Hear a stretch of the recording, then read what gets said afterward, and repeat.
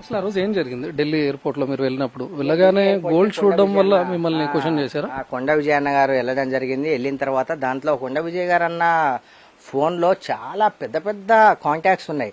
అన్ని కాంటాక్ట్స్లో నా ఒక్క కాంటాక్టే దొరికిందా? నేను జీరో నుంచి స్టార్ట్ అయ్యి వచ్చిన వ్యక్తిని నా కాంటాక్టే దొరికిందా వాళ్ళకి? ఇంకా వేరే కాంటాక్ట్స్ దొరకలేదా?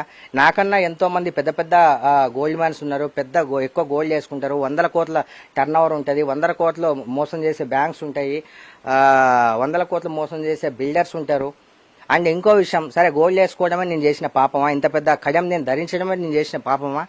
అండ్ ఎప్పుడైనా సొసైటీలో ఎవరికైనా నేను ఇబ్బంది పెట్టానా? ఏ ఆడపడుచు అయినా నేను ఎలిగేషన్స్ చేశానా? వాళ్ళకి ప్రాబ్లం క్రియేట్ చేశానా? ఎవరినైనా మోసం చేశానా? ఎవరినైనా నమ్మించి గొంతు కోసానా?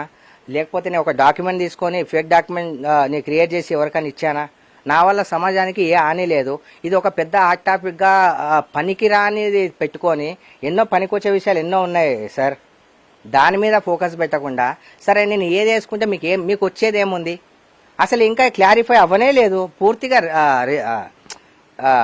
పూర్తిగా రికార్డ్ అవ్వనే లేదు. ఎవరు ఇంకా చెప్పనే లేదు. మీ అంతకు మీరే డిసైడ్ చేసేసుకొని ఎలా పడితే వాళ్ళు ఎలిగేషన్స్ చేయడం తప్పు.